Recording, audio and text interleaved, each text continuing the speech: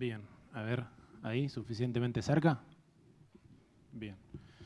Bueno, gracias por la presentación, gracias a todos los que consideraron que esta charla era una propuesta meritoria de estar acá. Para mí es una alegría enorme, en lo particular también porque yo no sé si todos están al tanto, pero este cine en particular, yo que vengo del cine, el Gaumont tiene una historia enorme, y para mí estar sentado acá hablando de esto es un orgullo realmente enorme, así que gracias. Como recién comentaban, vengo efectivamente del cine, soy profesor de guión desde hace más de 10 años y trabajo en una empresa llamada Heavy Boat, donde de hecho arranqué haciendo sonido durante varios años, y ahí tienen un pequeño gran collage de todos los juegos en que tuve oportunidad de hacer sonido y efectos de sonido. Son, por lo general, juegos relativamente pequeños para muchos en Flash, algunos HTML5 y alguno que otro móvil. Y eventualmente, a medida que fue creciendo un poco la escala de los juegos que hacemos en Heavy Boat, ya que trabajamos principalmente durante casi 6 años para empresas como Cartoon Network o Disney, por ejemplo. Hablamos de juegos basados en series de TV, se hizo de a poquito viable que tuvieran algún tipo de narrativa, así que ahí levanté la mano, dije, déjenme escribir a mí, ya que esto es efectivamente lo mío. Y en algunos casos fue simplemente un contexto. Si ven la hilera de arriba, son juegos que tienen poco más que un contexto, hay una pequeña historia al principio y al final. Luego los que están en el centro y abajo sí tienen un desarrollo un poco más complejo de lo que es narrativa en cuanto a diálogos y cutscenes y algunas otras cosas. Y también en forma independiente trabajé durante unos 5 años un videojuego de texto o juego de aventuras, como se le llamaba hace varias décadas, llamado La Noche del Ensayo, que es lo más complejo que tuve oportunidad de escribir, en este caso también diseñar. Después les voy a pasar la página donde esto se puede jugar en forma gratuita. Antes de arrancar, habría que plantear algunas cosas básicas de entrada.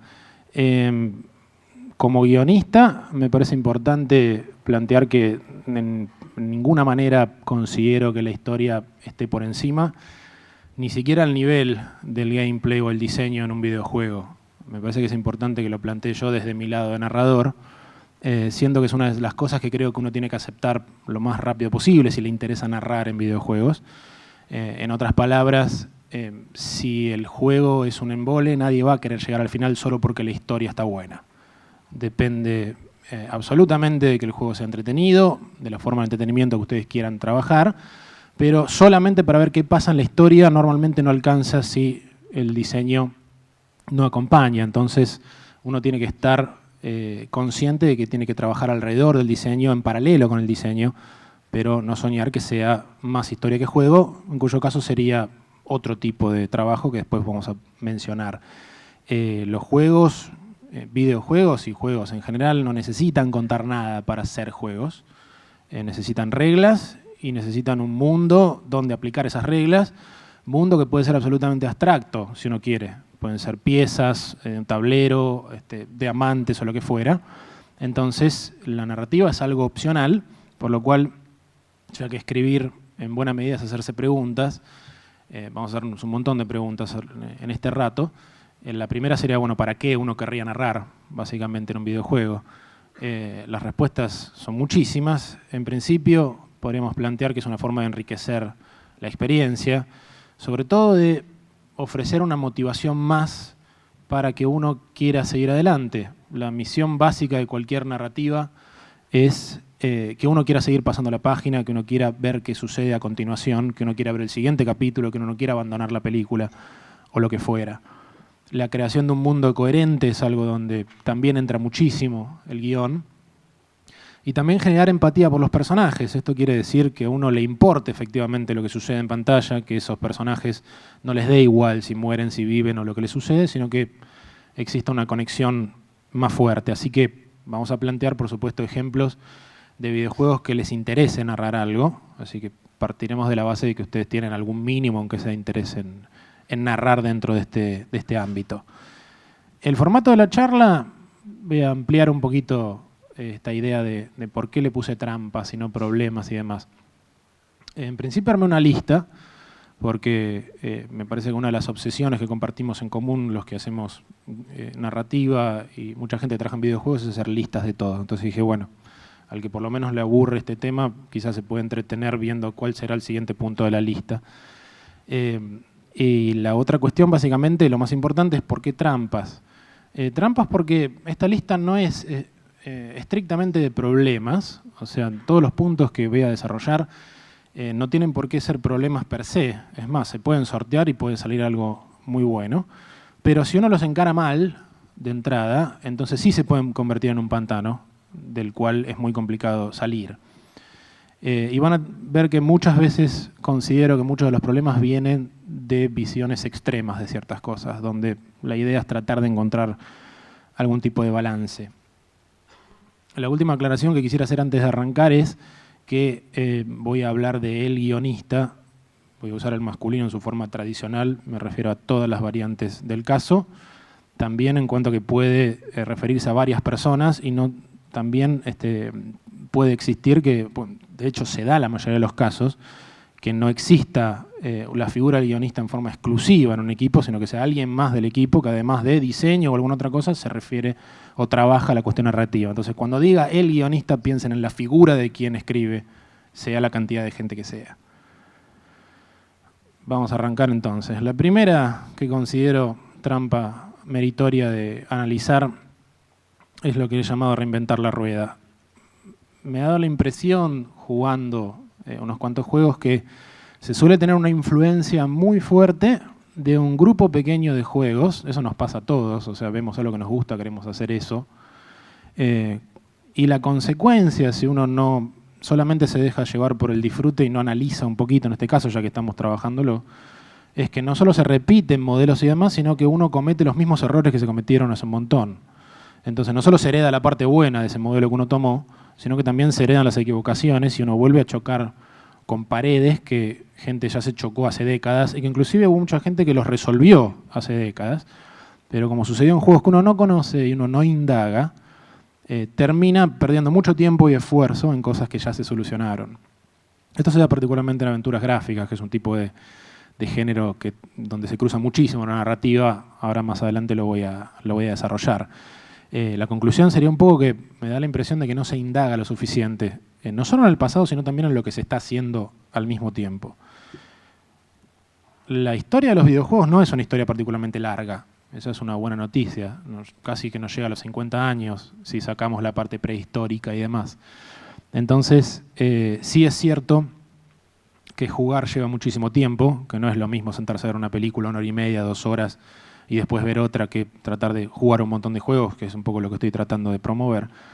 Pero básicamente con Internet no hay excusa. O sea, existe una enorme cantidad de lugares donde uno puede obtener información, fijarse sin jugar, leer comentarios, reviews, críticas, videos de gameplay, o inclusive, si uno se quiere meter todavía más, existe un montón de archivos online que tienen revistas escaneadas de hace un montón, que es extraordinario porque uno ve la visión de una determinada época acerca de algo. Entonces, ¿para qué? Podríamos preguntarnos, seguir un poco esta línea que estoy planteando. Y acá es la primera instancia donde voy a mencionar esta cuestión de la complicación de la visión extrema de ciertas cosas. Cuando digo indagar en el pasado y fijarse qué se hizo en la línea de lo que a uno le interesa, no planteo que haya ni que copiar exactamente lo que se hizo, porque ahí se heredarían también los errores, ni tampoco deprimirse porque alguien ya haya hecho lo que uno tenía ganas de hacer, porque eso ya sería un problema enorme si uno se empieza a deprimir porque alguien ya tocó tal o cual tema o juego. Y de paso también investigar viene bien para evitar algún que otro lugar común, que a veces uno supone que está teniendo una idea maravillosamente original y le gusta porque le parece que es original, y sin embargo vienen los problemas cuando se nota que quien está escribiendo no sabe lo suficiente acerca de lo que está escribiendo. A menudo la diferencia entre un guión decente y un muy buen guión se determina según si la persona que lo escribió realmente conoce ese mundo que está escribiendo o no. Se nota realmente. Ese mundo puede ser real, puede ser inventado, realista, real no lo va a ser nunca, realista o inventado, pero se nota y es una gran diferencia. Y obviamente cuanto más sepa uno, más opciones tendrá. Después pueden venir otros problemas diferentes. Pero parte de una actitud. Me parece que de las cosas más importantes es pararse desde un lugar donde está bien dejarse influenciar por la mayor cantidad de juegos y gente que uno se pueda cruzar. Y esto no es solamente un error de principiantes. De hecho, Sierra, por ejemplo, hablando de las aventuras gráficas en particular, Sierra, conocen Sierra, sospecho, en general. Sierra básicamente inventó las aventuras gráficas. Digo, para que estemos todos en el mismo nivel, es este tipo de género que, donde el guión y el diseño van enormemente de la mano, porque se busca algo fuertemente narrativo. Decía esto como para que ver que estos errores no los cometemos solamente quienes estamos arrancando, sino que se han cometido históricamente. Alguna vez uno de los fundadores de Sierra, Ken Williams, dijo que ellos no querían caer en la trampa de ver lo que hacía la competencia para no influenciarse y sacar un producto igual. Esto suena atractivo, como decir, uy, bueno, estaría bueno, tiene sentido. Ellos fueron líderes en su momento, prácticamente, insisto, inventaron este género. Y sin embargo, si se hubieran fijado lo que hacía LucasArts u otras empresas, probablemente hubieran sorteado más de un error de diseño o de escritura, pero desde el punto de vista de por qué me voy a fijar lo que hacen los demás, no quiero hacer lo mismo, etcétera, etcétera, no tuvieron la oportunidad de analizar lo bueno y lo malo y elegir qué tomar y qué no tomar. Entonces, muchas de estas cosas, insisto, parten de una actitud. Si uno no se molesta en indagar más allá de ese grupito de juegos que a uno le fascinan, para buscar soluciones a cosas, a problemas que uno puede tener a la hora de diseñar o escribir, está abriendo un poco la puerta a perder tiempo y esfuerzo. O creer inclusive que se está, como decía hace un rato, reinventando la rueda y caer en clichés como la amnesia o el lugar abandonado donde desapareció la civilización o era toda la imaginación de, y etcétera, etcétera. Que no está mal per se, insisto, pero que hay algunas ideas que son inevitables, se nos ocurren a todos. Entonces está bueno fijarse a ver si uno se descorazona o no, viendo si mucha gente lo hizo o no antes. Así que no tengan miedo de fijarse un poquito en la cuestión histórica de lo que se hizo y lo que se hace también en paralelo. Así que por esa razón voy a ilustrar algunos momentos de la charla con alguna que otra cuestión histórica. Para pasar al siguiente, la otra trampa, entre comillas, es de la narración interactiva. Que los videojuegos sean interactivos no quiere decir necesariamente que la historia que cuenten también sea interactiva. Hay una enorme cantidad de ejemplos donde el videojuego es interactivo y lo que se cuenta es absolutamente lineal, por más que existan un montón de objetivos en paralelo. Yo siempre paso por los mismos puntos de la historia en el mismo orden. Lo que me ofrece el juego quizás es interactividad por el lado del juego y puedo hacer otras cosas, pero la historia es siempre la misma, en el mismo orden, hasta a veces no tiene ni finales alternativos ni nada por el estilo.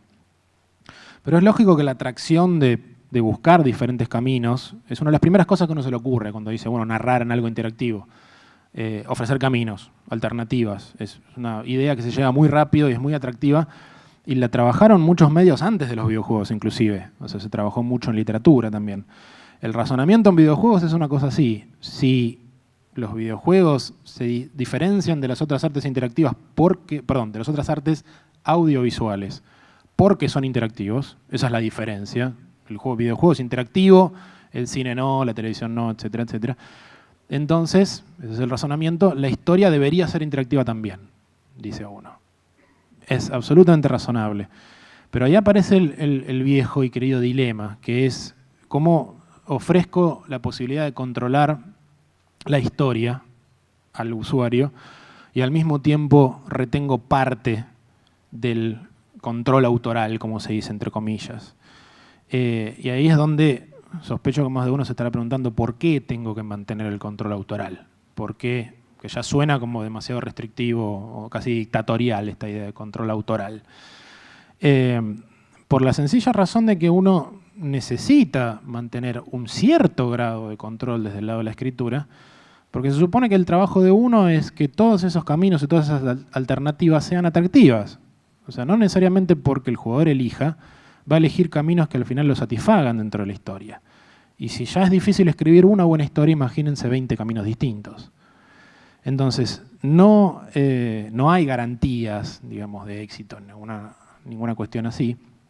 Pero se supone que la función del guionista no es necesariamente tener ideas, sino que lo que uno sabe hacer es desarrollar esas ideas para que sean atractivas, para que lleguen a buen puerto y para que uno tenga ganas de seguir adelante.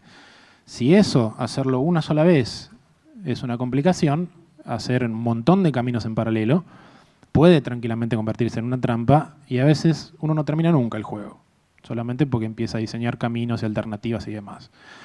Entonces, si una ya es difícil, 25 caminos o finales distintos, imagínense.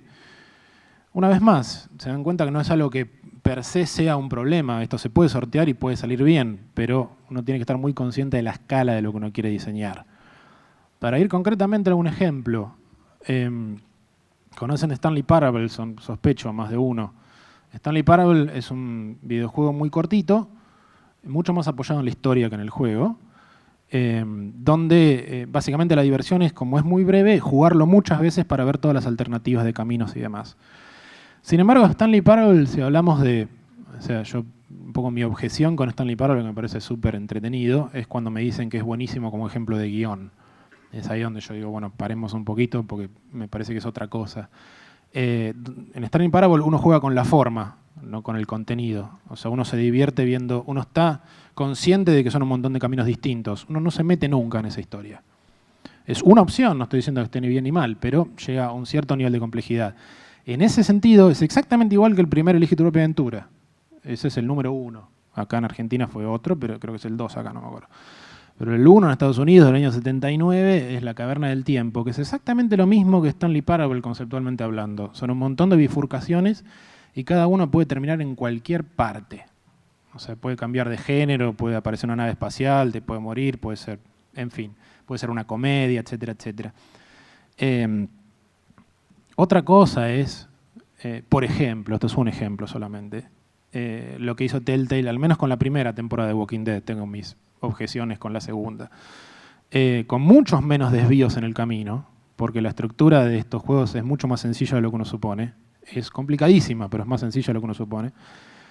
En esta serie de juegos pasa más o menos lo mismo al final de cuentas, según uno elija lo que elija. Y sin embargo logran algo muchísimo más difícil, que es que a uno le importen los personajes. Créanme que eso es infinitamente más difícil que crear un montón de caminos diferentes.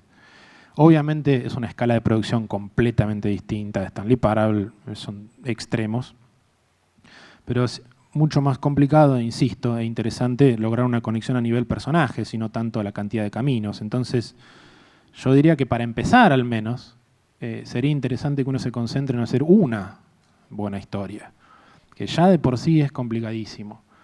Si alguien se pregunta, bueno, ¿qué es una buena historia? Eso podría dar para 25 charlas más y no llegaríamos a una conclusión. Pero sí, créanme que hay indicios, o sea, no es solamente cuestión de gustos.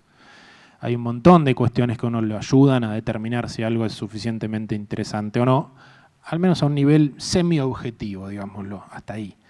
La complejidad es algo, el verosímil es otra cosa, que haya una armonía en cuanto a cómo se desarrolla la historia a lo largo de... qué tan atractivo es el diseño de los personajes. Hay un montón de indicios que dan esto de a qué me refiero con una buena historia, pero cierro con la idea de que si ya hacerlo una vez es complicadísimo, yo arrancaría por ahí y después pensaría a ver si a partir de ahí se pueden hacer bifurcaciones y demás.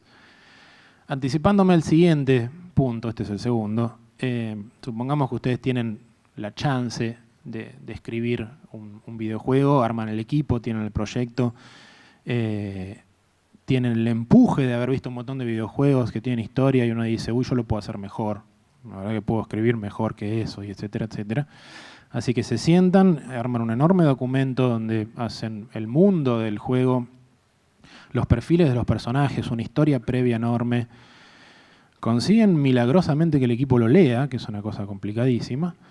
Y después pasan a lo siguiente, que es decir, bueno, ok, les gusta, todo bárbaro, ahora voy a escribir los diálogos, voy a escribir los textos. Y uno se embala tanto que después no entra.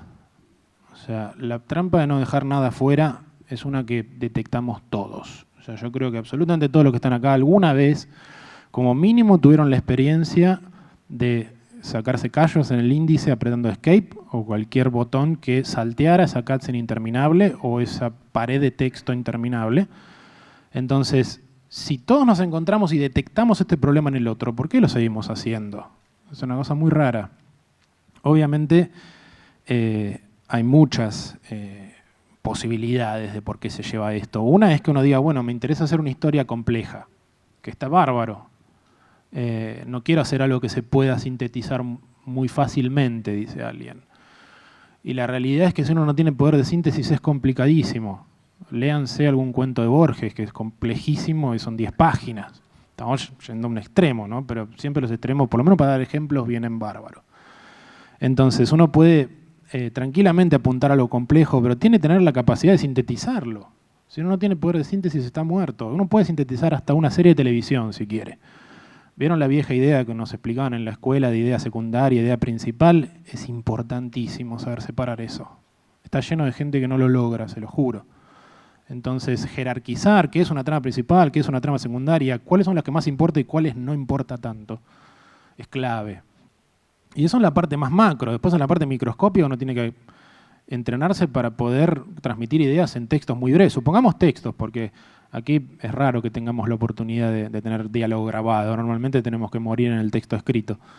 Entonces, lograr transmitir una idea en poquísimo texto es algo importantísimo. Entonces, de lo macro a lo micro es que entre el texto en esa dichosa caja que uno tiene. Entonces, la otra posibilidad de por qué se llega a este error tan frecuentemente es quizás demasiado apego por el material.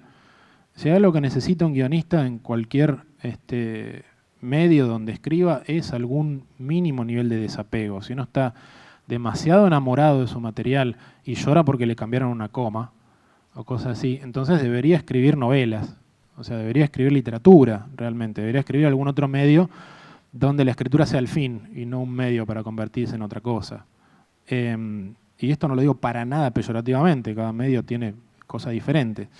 Calculen en un ámbito como los videojuegos donde la historia es opcional, entonces uno tiene que mentalizarse esto, con esto muy rápido. Entonces, uno va a tener que editar ese material, va a tener que cortar cosas, va a tener que ser despiadado en un punto con su propio trabajo, va a tener que tener la capacidad de acercarse cuando lo está escribiendo y alejarse cuando hay que editarlo. De decir, lo veo de lejos y digo, esto no va, esto sí va.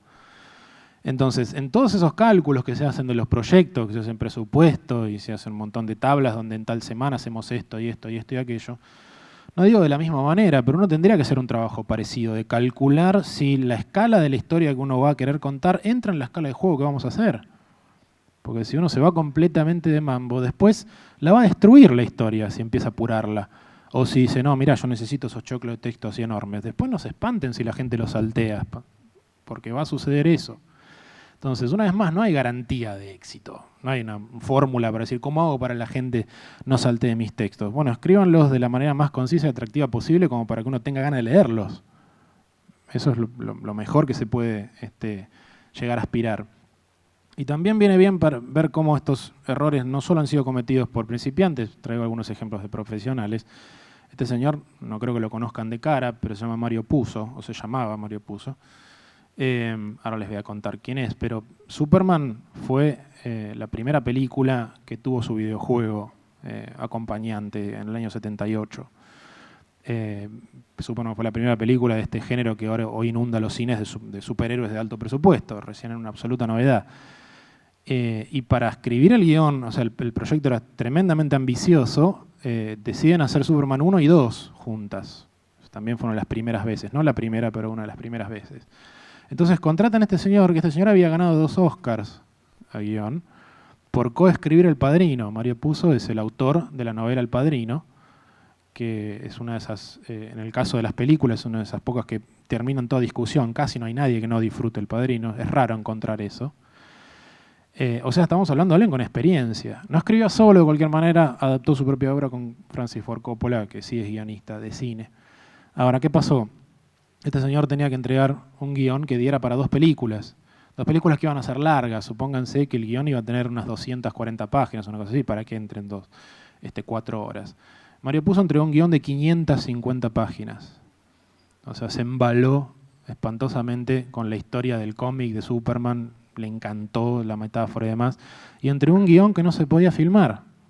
Y estamos hablando de un tipo que sabía escribir, pero no sabía escribir tanto cine. sabía escribir novelas. Entonces, ese tipo de problemas de que uno se extienda y no entre en lo que uno quiere hacer, muchas veces pasa de colaboración entre medios. Traer un guionista de cine para que escriba y el guionista de cine, videojuegos, ¿no? Para que escriba videojuegos y el guionista de cine se ofende porque le parten el guión en pedacitos y cosas por el estilo. Entonces, hasta Mario Puzo escribió un guión que no se podía utilizar, así que no nos sintamos tan mal. Y traten de abreviar y de sintetizar en todo momento del camino.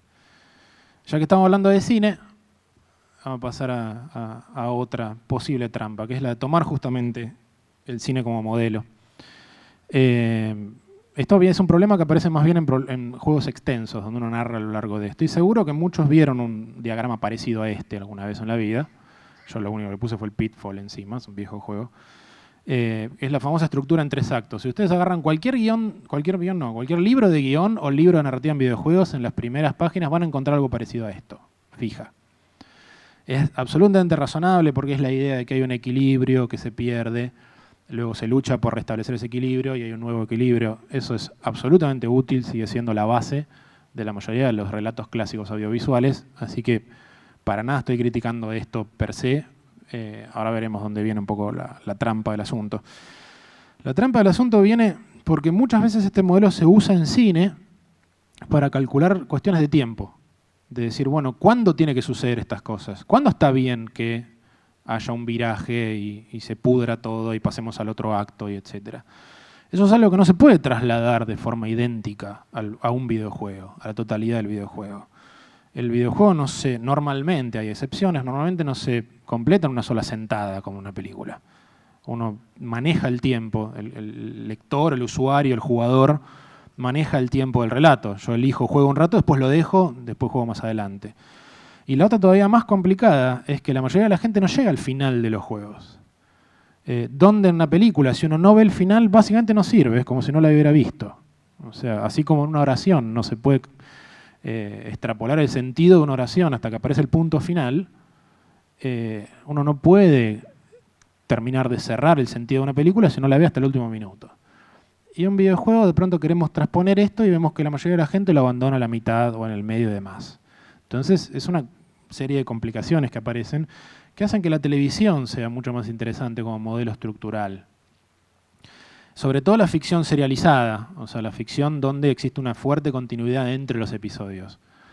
Ahí tienen solamente 2 ejemplos. Tengo la fuerte sospecha de que más han visto Game of Thrones que House of Cards. Por eso la traje, también la veo, digo. Y no me estoy refiriendo a que los videojuegos tengan que estar separados en episodios, como hace Telltale. Es una posibilidad. Es una posibilidad, de cualquier manera, viene más de la parte de producción que otra cosa. Sí, me parece que es muy interesante hacer comparaciones entre la tele, que se viene haciendo hace mucho tiempo, esto no es una novedad, y los videojuegos, y no tanto entre el cine y los videojuegos. La televisión serializada sirve muchísimo para aprender a cómo distribuir una trama a través del tiempo. Y cómo, mientras se cuenta algo a lo largo de los episodios, en la totalidad de una temporada, por ejemplo, que sería como compararlo con el juego entero, también se van contando pequeñas porciones que cierran dentro de sus episodios y que además son parte de algo mayor. Que eso sí es algo que se puede utilizar en los videojuegos. Los videojuegos siempre están subdivididos de alguna manera. Aun si sean un mundo abierto, que no tenga niveles per se, va a haber zonas, va a haber objetivos, va a haber subobjetivos. Siempre tenemos alguna subdivisión.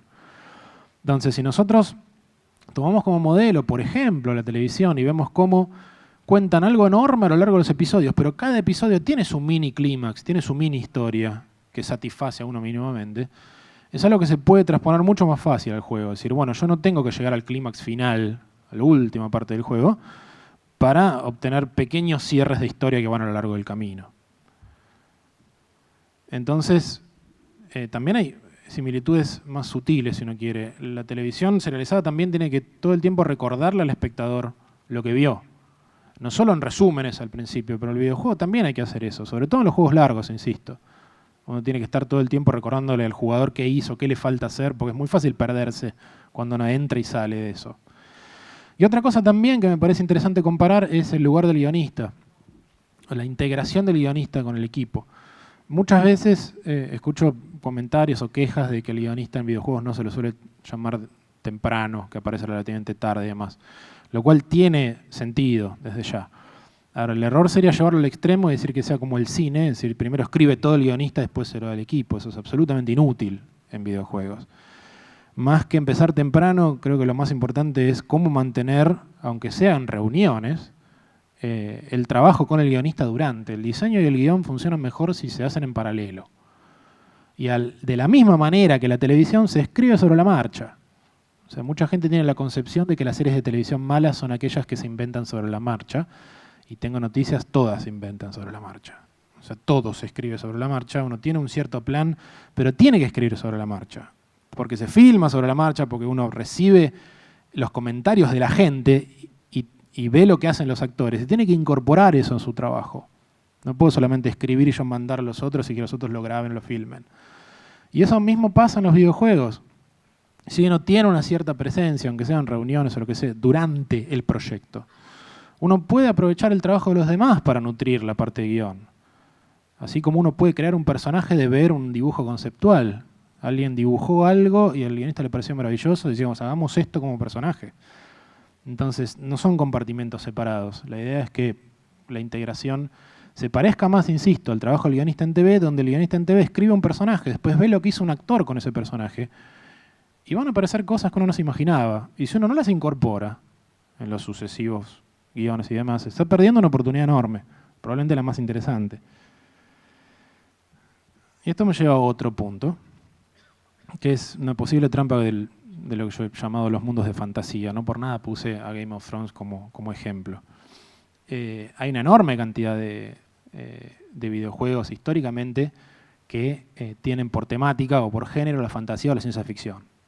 Desde el principio de los videojuegos, no en vano mucho que surge de Estados Unidos, justamente es en la época donde gente joven de 20 y pico, 10 años antes había leído a Tolkien, se había leído El Señor de los Anillos, que explotaba en los 60 en Estados Unidos, y después en el 77 aparece Star Wars. Entonces ya con esas dos cosas, ya desde el principio de los tiempos de los videojuegos, han sido como los dos géneros predilectos. Y no es casualidad porque son dos géneros que tienen muchísimo que ver con la creación de mundos, que es parte de lo mejor que hace un videojuego. Entonces, estos géneros son los donde más claramente aparece la creación de mundos. Entonces, inevitablemente se cae en esto, que también sospecho que más de uno lo conocerá.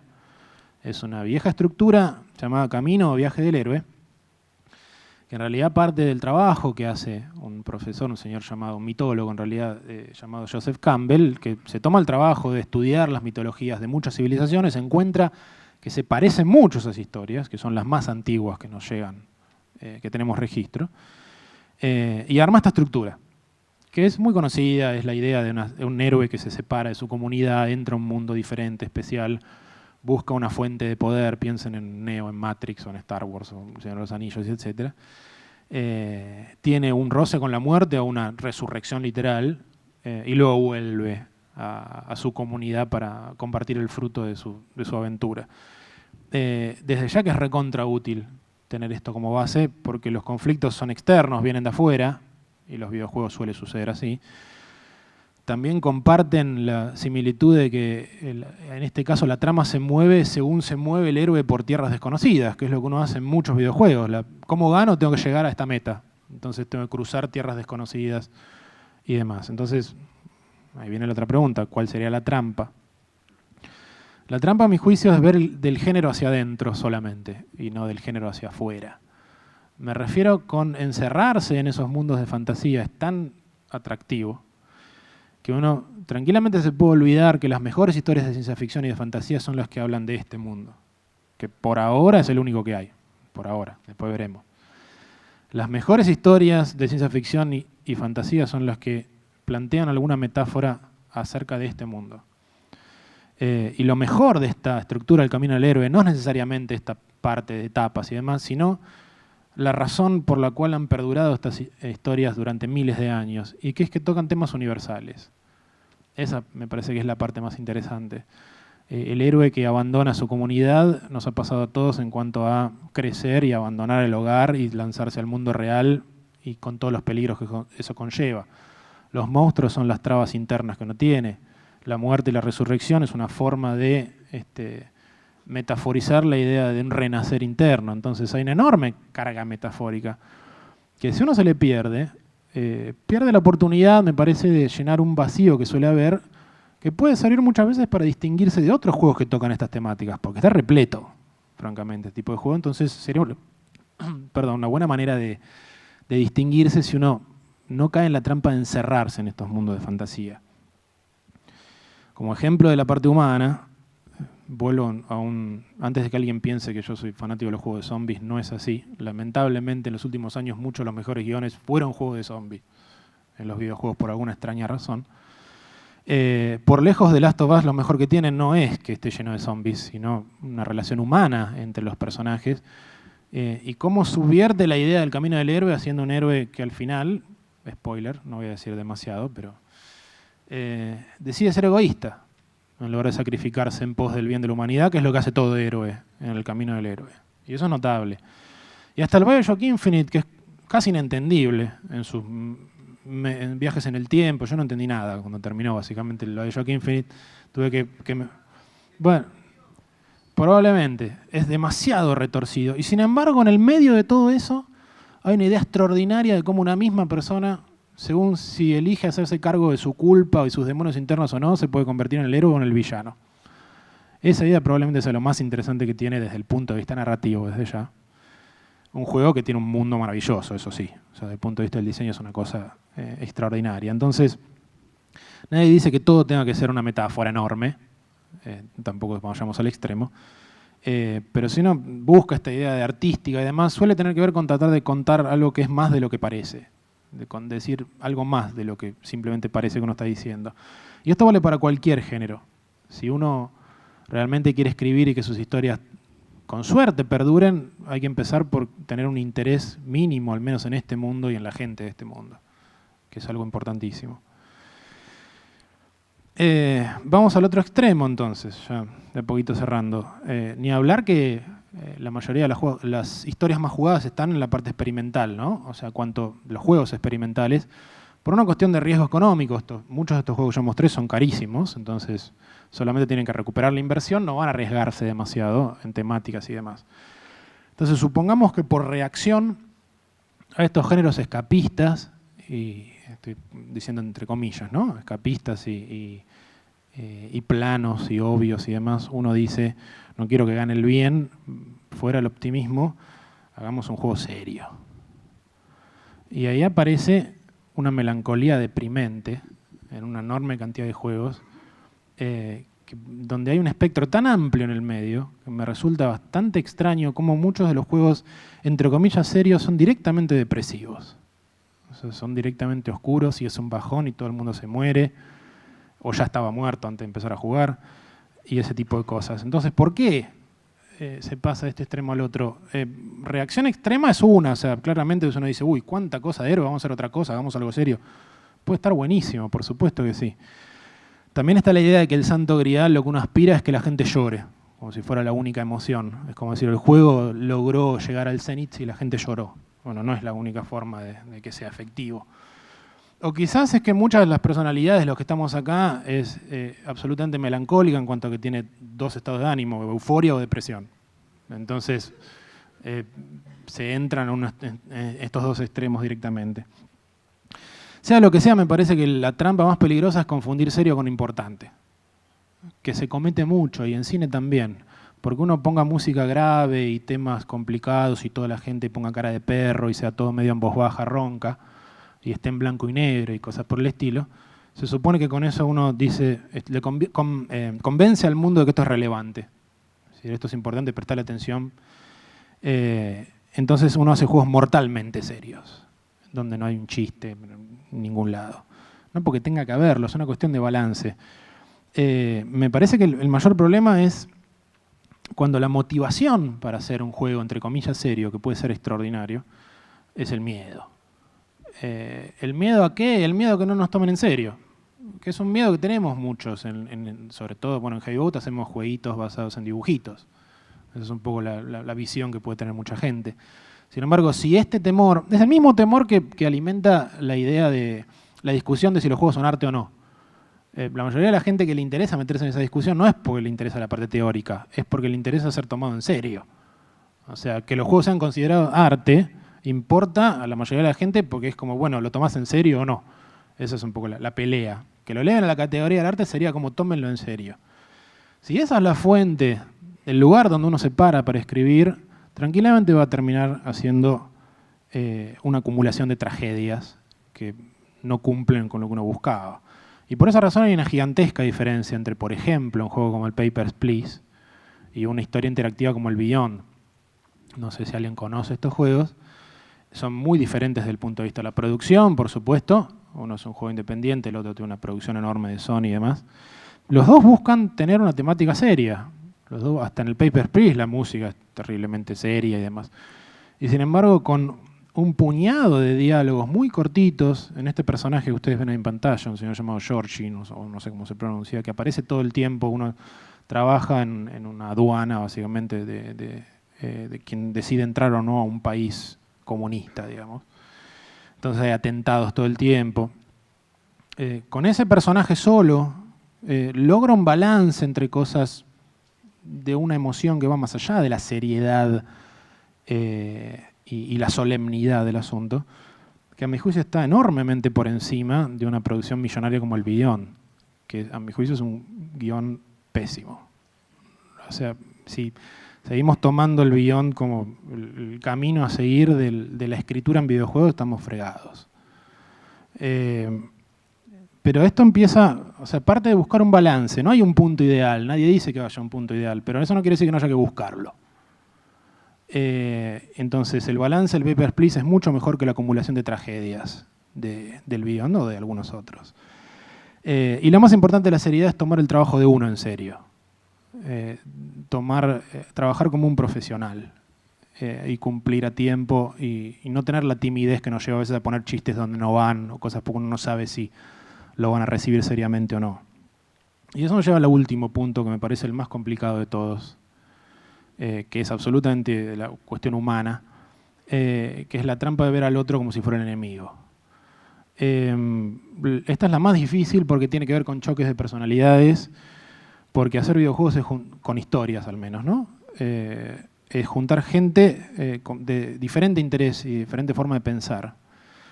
¿Qué pasa cuando se juntan solamente los que les interesa la narrativa, digamos en particular, o que les interesa el diseño y demás?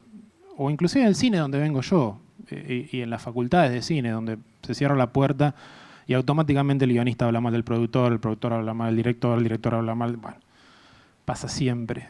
En el caso de la narrativa, cuando se junta mucha gente que particularmente le gusta esto, que inclusive es opcional, se convierte automáticamente en una terapia de grupo.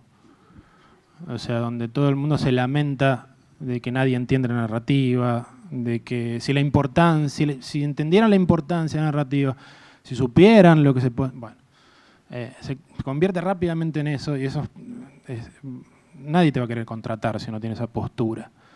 Más bien es convencer al otro de por qué el trabajo de uno puede ser meritorio. Pero también viene del otro lado, quiero decir, también el equipo, el diseñador, supongamos, una figura, tampoco se tiene que irritar si ve que el guionista quiere contextualizar todo, porque va a ser una de las cosas que va a querer hacer. Entonces, parte de un entendimiento y valorar lo que hace el otro. Recién decíamos valorar el trabajo de uno. Bueno, es esencial trabajar en equipo, separarse un poco de la idea autoral del asunto, si bien puede que un individuo haga un juego desde ya. Pero si uno parte ya directamente sospechando del otro, como aparecía acá directamente, y mirando así, como que no me comprende, el diseñador mirando mal al guionista, el guionista mirando mal al diseñador, y etc. Vamos a seguir chocándonos con paredes que vienen hace rato largo. Entonces, no solo tomarse en serio, tomar el trabajo de los otros en serio. Y el mejor ejemplo de todos por lejos de esto es la creación de Dungeons & Dragons, que fue en realidad lo que me interesa no es tanto ese juego en sí, sino el género que crean estas dos personas, que fue el primer tipo de juego con potencial fuerte narrativo. Me estoy refiriendo a los juegos de rol, de papel y lápiz. Los juegos de rol no hubieran existido si estos dos individuos muy distintos no se hubieran juntado a colaborar. Uno se llama Dave Arneson, el que ven a la izquierda, y el otro es Gary Gygax, los dos fallecieron lamentablemente. Tenían una pasión en común, les gustaban los juegos de guerra, que eran otro tipo de juego previo, pero cada uno veía algo distinto en el juego de guerra. A Arneson le gustaba por la parte de interacción entre los personajes, le gustaba el potencial narrativo. Mientras que Gygax podía pasarse semanas escribiendo tablas de puntajes de hachas, por ejemplo. Estos son los dos mismos arquetipos de gente que le gustan o que trabaja en videojuegos, siguen existiendo hasta hoy. Quien va al videojuego mayormente por la experiencia de juego, por esa vivencia, y quien va por el sistema de reglas. Y en el medio hay de todo, por supuesto. Pero este tipo de juego no hubiera existido si estos dos individuos no decidían cooperar. Después terminaron peleados en juicios, eso es otra cosa. Olvidémonos por un rato. Y la influencia que esto tuvo en los videojuegos es enorme. Pónganse a leer todos los que inventaron los videojuegos, casi ninguno no había jugado esto. Entonces, querer un juego que tenga narrativa implica unir gente que piensa, entre comillas, en números y gente que piensa en personas y motivaciones y demás. Y no se pueden hacer ni buenos juegos con pura humanística ni buenas historias con pura matemática. No hay manera. Entonces está bárbaro si a una sola persona no le sale todo. Si no puede diseñar bien y a la vez escribir bien. Digo el diseño porque es lo que suele mezclarse más, puede ser cualquier variante. Hay que tener autocrítica desde ya. Pero si uno convoca a alguien más, un guionista convoca a un diseñador convoca a un guionista, entonces denle lugar a ese otro. Convocar a medias es como no convocarlo. Y si esa persona no resulta, busquen otra. Pero hay que darle el lugar y el espacio al trabajo del otro. Y bueno, por eso es que también la palabra trampa me viene bien en cuanto a que esta puede haber sido una pequeña trampa que les hice yo a ustedes en cuanto a que yo quería hablar de guión, pero más que eso. Porque me parece que escribir es justamente eso, tratar de hablar de más de una cosa al mismo tiempo. Y escribir también es tener algo para decir. Y tenía muchas ganas de decir todas estas cuestiones. Así que gracias.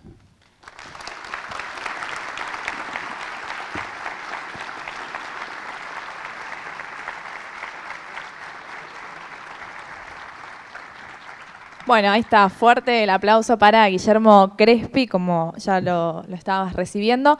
Y nos quedan unos minutos nada más y me gustaría invitarlos a todos ustedes a que puedan sacarse las dudas, a que puedan preguntar, a que pierdan la vergüenza. Y por eso les digo y les indico que por allí está el micrófono donde está ubicado el señor ya de remera roja, que ahora nos va a decir su nombre. Y que todos los que quieran hagan la fila, que tenemos unos minutos, así Guillermo puede responder también a todas sus inquietudes. Adelante, por favor. Bueno, mi nombre es Santiago. Yo tengo un par de preguntas sobre cosas que suelen suceder con los juegos, en especial con los AAA. Y cómo se puede evitar caer en eso. La primera es, ¿cómo evitamos caer en la jugabilidad simplemente como una forma de avanzar en la historia? O sea, que es algo que suele pasar, que me dan un pedazo de historia, me ponen 3 enemigos, un pedazo más de historia y no contamos nada, digamos. Sí, acabas de dar en el clavo de uno de los problemas históricos. Espera que me voy a correr acá porque no te veo. ¿Este anda también? No.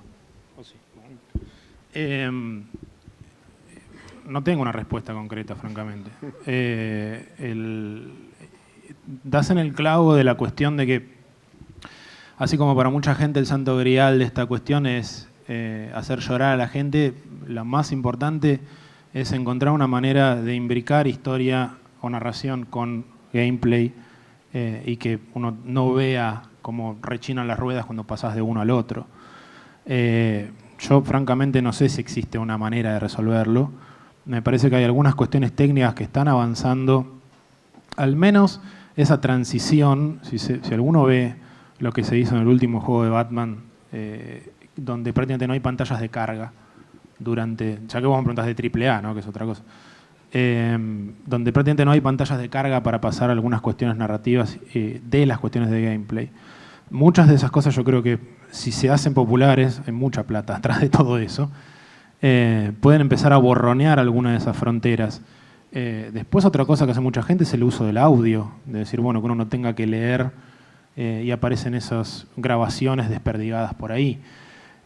Francamente yo creo que depende mucho de la estructura que vos tengas, del tamaño del juego que vos trabajes y de qué tanto te parece a vos meritorio tener todo scripteado, donde si vos jugás un juego como el Uncharted está todo scripteado, o sea, caminás dos pasos y se cae un avión y cosas por el estilo.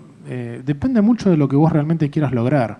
Hay quien lo que vos planteás no lo ve como un problema y dice, está bien, juego un rato, después veo una cutscene, después juego otro rato.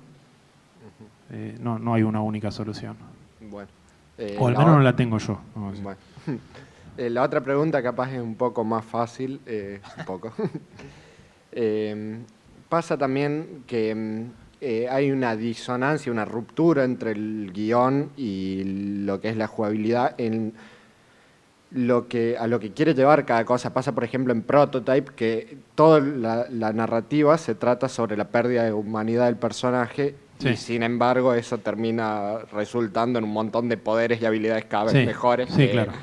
Que el jugador no termina sintiendo nada parecido a lo que eso es lo que los teóricos le pusieron el nombre complicadísimo de disonancia ludonarrativa. Es una cosa un poco complicada. Mira, yo sospecho que eso es un problema que uno detecta, quiero decir, no es que esa gente se haya dado cuenta posterior y uy, lo que no salió, lo hicimos mal. Pero me parece que ahí también es cuestión de intereses en cuanto a que lo que tratás de hacer por el lado del juego, no hay suficiente comunicación con quien quiere narrar algo o está planteado mal de entrada. O sea, por eso a mí me parece que esta idea de incluir al guionista muy temprano hay que tomarla con pinzas, porque yo creo que uno debería empezar a trabajar cuando existan suficientes elementos de gameplay lo más fijos posible, todo puede cambiar, como para que uno diga, bueno, ok, esta es la forma que tenemos, vamos a escribir para esto. Entonces, desde el punto de vista del guión, lo que vos podés hacer es asesinar a preguntas al equipo, decir, ¿se va a poder hacer esto o no? ¿Vas a poder matar a cualquiera? ¿Cómo lo matás? ¿Le pegas un tiro en la cabeza o no lo matás? ¿Lo dormís? No sé, pueden ser millones de cosas distintas. Pero yo creo que ese es un problema que si no lo solucionás desde el principio de raíz, va a terminar esa disonancia que, insisto, más de uno ni le interesa. O sea, a nosotros nos puede interesar porque nos interesa la parte de la historia. Después otra gente jugará el juego con que sea divertido, la historia es un opcional entretenido, montado encima de lo demás y allá va. Pero yo creo que se soluciona, entre comillas, o para sintetizar, con trabajo en equipo de entrada y con que al equipo, con que uno como guionista dé con ideas que le hagan justicia al gameplay y viceversa. Y no encontrar que al principio, bueno, no congeniamos, vos no importa, vos escribís tu historia, después la agregamos, vos hacés tu juego y nos encontramos 6 meses. Eso es un poco lo que habría que evitar. Está bien. Bueno, muchas gracias. Gracias a vos. Hola, me llamo Mario. Primero, muchas gracias por la charla, fue excelente. Gracias, hijo. Iba a preguntar sobre sinergia entre narrativa y gameplay, pero me ganaron de mano. Próxima charla. Sí. Así que voy a cambiar la pregunta para el uso de arquetipos en el desarrollo de personajes. Consejos que tengas para eso. Pues yo últimamente estuve viendo arquetipos en curso de guión de cinematográfico, claro. Arquetipo de Jung, y estoy revisando todo esto para hacer un análisis de personajes y quería ver si tenía algún consejo para juegos, especialmente. No, es algo que me parece de lo más útil. El consejo que yo puedo plantear es básicamente lo mismo que planteé en el punto de lo que puse el camino del héroe o lo que decía de los mundos de fantasía. Los arquetipos de Jung normalmente se estudian o se dan en conjunto con esta estructura de camino del héroe. Es como decir, bueno, está la parte estructural y la parte de personajes normalmente se toma al trabajo de Jung y demás, de la idea del inconsciente colectivo, etc. Desde ya que son útiles, pero ahí es donde probablemente el consejo sería no confundir arquetipo con estereotipo, que es una de las confusiones más comunes y unas preguntas que más se suelen hacer. El arquetipo es algo muchísimo más específico, más detallado. En arquetipo es un modelo con bases sólidas, pero sobre el cual vos podés improvisar. Entonces está bueno pensar en funciones que cumplen los personajes. Es como decir, bueno, el mentor.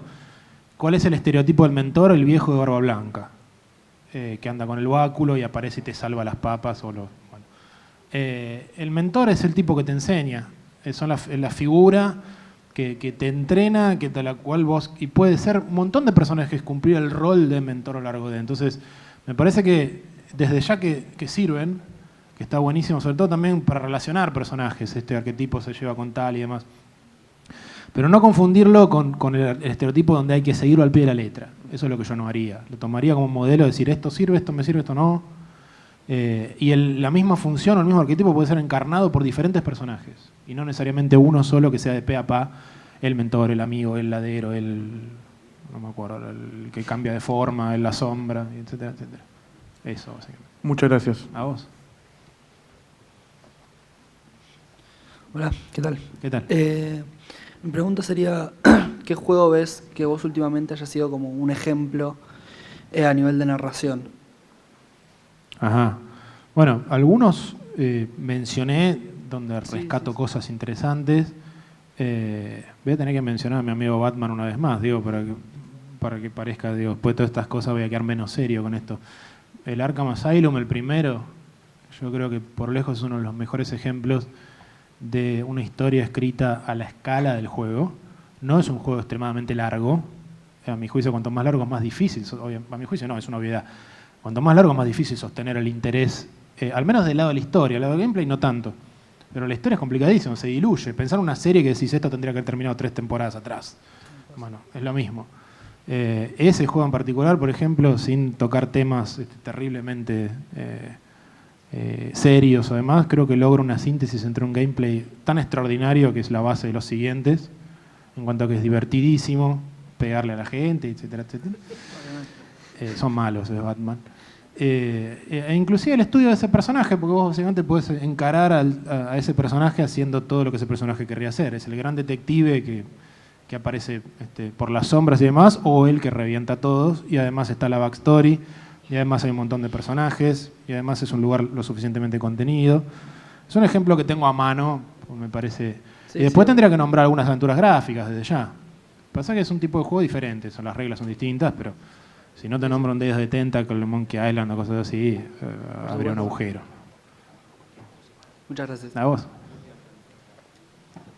Muy bien, entonces ahora sí terminamos esta charla. Muchísimas gracias, Guillermo Gracias. Crespi, por presentarte acá en EVA 2015.